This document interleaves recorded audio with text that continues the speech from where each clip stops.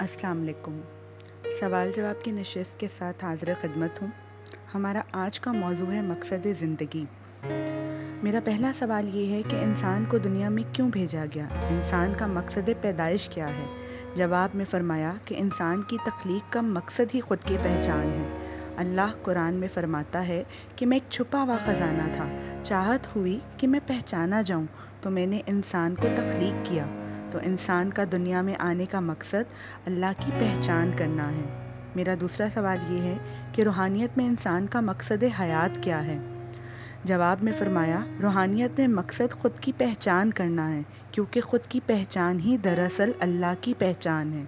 हदीस पाक सल्लल्लाहु अलैहि वसल्लम है कि जिसने अपने नफ्स को पहचाना उसने अपने रब को पहचाना।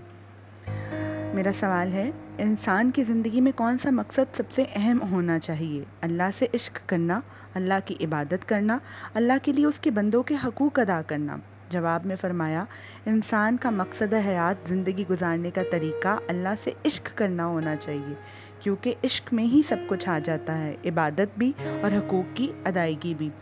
मेरा सवाल है, अल्लाह को कैसे जाना जा सकता है? जवाब में फ़रमाया, अल्लाह को उसकी निशानियों से ही पहचाना जा सकता है और इंसान उसकी सबसे बड़ी निशानी है, जिसे अशरफुल मखलूक़ात कहा गया है। फिर भी अल्लाह को जानने के लिए ख़ुद को जानना बहुत ज़रूरी है। मेरा अगला सवाल है, इंसान ख़ुद की तलाश कैसे कर सकता है? जवाब में फ़रमाया, ख़ुद की तलाश के लिए इंसान को अपने अंदर झांकना पड़ता है और ये काम एक कामिल मुर्शिद करवाते हैं। मेरा अगला सवाल है, अल्लाह तक पहुंचने का सबसे आसान रास्ता कौन सा है?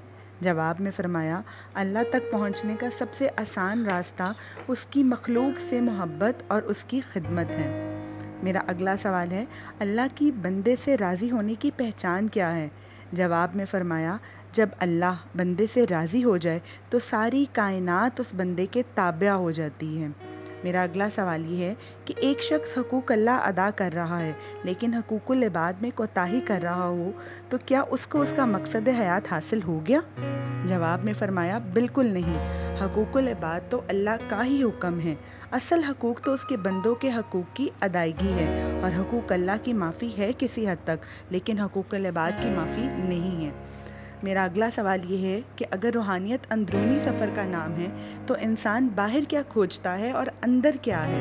जवाब में फ़रमाया, बाहर तो कुछ भी नहीं है, बाहर तो सब हिजाबात हैं जो अंदर नहीं आने देते।